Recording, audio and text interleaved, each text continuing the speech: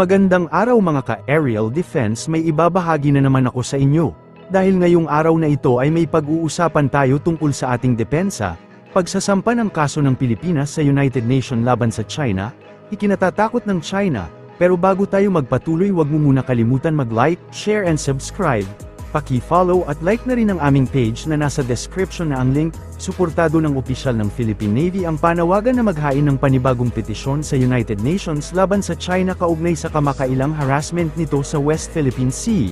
Ayon kay Philippine Navy spokesperson for West Philippine Sea Rear Admiral Roy Vincent Trinidad, kung siya ang tatanungin mas mainam na maghain ng gobyerno ng Pilipinas ng bagong arbitration case kesa sa magkaroon ng diplomatic talks sa China.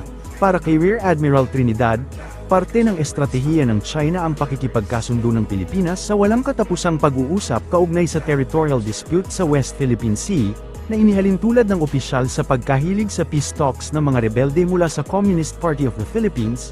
Muling nabuhay nga ang mga panawagan para sa panibagong arbitration case laban sa China dahil sa mga agresibong aksyon nito sa West Philippine Sea sa kasagsagan ng resupply mission ng Pilipinas, pagkasira ng ilang maritime features dahil sa durog at wala ng buhay na coral reefs at umano'y reclamation activities nito. Gayon din ang pagpapadala ng China ng ilan sa makapangyarihang barkong pandigma nito sa territorial waters ng Pilipinas, sa mga nakalipas na linggo kabilang ang monster ship na naka-anchor sa Escoda Shoal, at Shandong Carrier Strike Group na namataang nag-o-operate sa Philippine Sea. Alam mo, may mga nagsasabi na nga sa gobyerno na mag-file ng panibagong petition uli sa UN. Na yung tuluyang paghaharas ng China, no, ng Partido Komunista ng China. At pinag-iisipan ng gobyerno ito. At nakikita natin na ang China ay sinasabi na wag tayo mag-file, mag-usap tayo. Kung sa akin lang, dapat mag-file tayo. Sapagkat natatakot sa mag-file tayo din, napapahiya sa doon .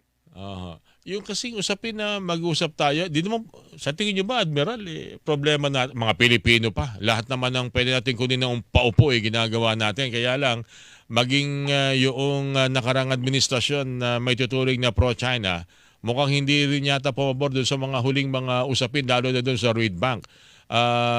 Sa tingin ninyo, tulad na binabanggit ninyo, mas magandang ito idulog sa korte sa harap na mag-uusap uli na mukhang hindi magiging paborable sa Pilipinas ang gusto mangyari ng China?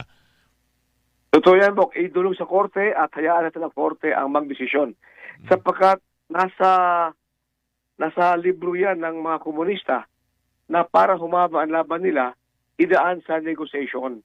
So sa negotiation, that's part of the tactic to prolong their fight. Tingnan mo yung ating insurgency, communist insurgency.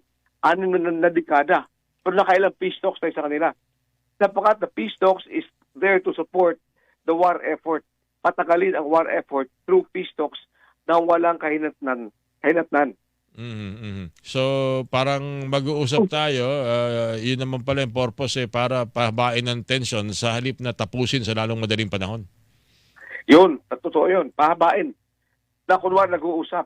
Pero sa totoo lang, ang pag-uusap ay walang patutunguhan yan sapagkat design yan to prolong the fight sa ibang arena nga lang. Walang dapat na ikabahala kaugnay sa tila pagpapakita ng puwersa ng China.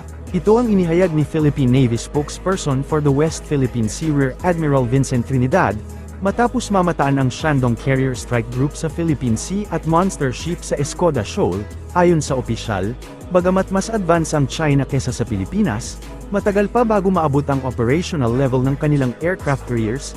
Hindi pa din umano battle-tested ang aircraft carriers ng China kaya't hindi ito maituturing na banta sa ating bansa. Alam naman aniya na sa doktrina ng China nakasaad na dapat ipakitang mahina kapag malakas ka at ipakitang malakas kapag ikaw ay mahina. Kaya't ang ginagawa aniya ng China sa pagde-deploy ng kanilang Shandong Carrier Strike Group, nais nilang lumikha ng ingay at ipakita ang kanilang sarili na malakas. Sa realidad aniya ay aabutin pa ng ilang dekada para makumpleto ang kanilang naval warfare sa paggamit ng kanilang aircraft carriers. Kaugnay nito, sinabi ni Trinidad na kasalukuyang masusing pinag-aaralan na ng Department of National Defense ang pagsasamoderno sa Navy, at mapahusay pa ang undersea warfare kabilang na ang pagbili ng submarine na isang mahalagang parte ng undersea warfare.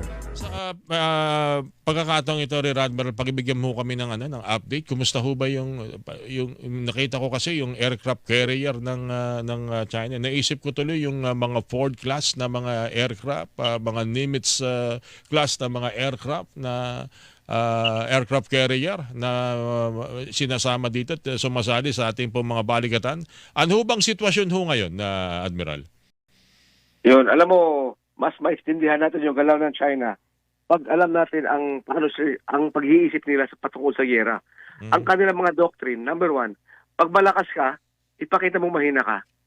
Number 2, pag mahina ka, ipakita mo malakas ka, mag-ingay ka. Ayun, Itong ginagawa nila sa Shandong at sa buong kabuuan ng South China Sea, West Philippine Sea, maingay sila. Pinapakita malakas sila. Pero ang totoo niyan, ang kanilang aircraft carrier, dekada pa ang kailangan para ma-perfect nila ang naval warfare sa paggamit ng aircraft carrier. Ang Estados Unidos for the past 7 or 8 decades, every now and then may problema pa sila. Ito sa PLA Navy, hindi pa nasubok sa giyera to.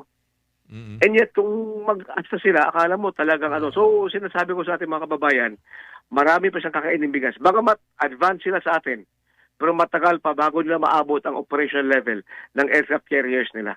Paano naman po sa atin, sa Philippine Navy? Kumusta ho ba? Kasi ngayon, parang like ang Philippine Coast Guard, talagang hangad nila mas mabibilis na mga sasakyang pandagat. Sa Philippine Navy, kumusta ho ba? Pati ho yung ating, matutuloy pa ho ba yung pag-purchase natin, Rear Admiral, ng submarine sa France? Alam mo, may mga usapin sa ngayon na nasa Department of National Defense. At kasama doon yung undersea warfare, na kung saan yung submarine ay component na undersea warfare. Yan ay pinag-uusapan ng masinsinan ngayon sa DND. Yung mga maaring mga barko na maipandagdag sa atin, lalo-lalo na ho yung mabibilis at kasi kailangan kahit paano, kailangan talaga ng ating tropa pag pinaligiran ng mga barko ng China na sabi nyo nga, kunyari pinapakitang malakas pero mahina naman. Pero pag tinignan mo talaga sa picture, parang kuyog Admiral. Alam mo, hindi lamang bilis, pero yung ating development ng ating Philippine Navy at AFP ay marami tayong kinukonsider. Ang mandato naman natin, Bok, war and defense. So alam mo na ibig sabihin nun, ano dapat ang kailangan natin? Na matikas-tikas na pwedeng gamitin. Parang Gregorio del Pilar. Asan na nga po na Gregorio del Pilar? Balita ko, yan ang pinakamainit sa mata ng mga Chinese Navy raw. Yung tatlong frigate natin na Del Pilar class. Yung dalawa undergoing repair. Yung dalawa naman naka-deploy naman. Kasama ba sa naka-deploy yung nagkaroon ng hindi umatras kahit na maraming mga barko ng China nakapaligid sa kanila sa Scarborough noong 2012? Ayun, kasama siya sa naka-deploy sa ngayon, Bok.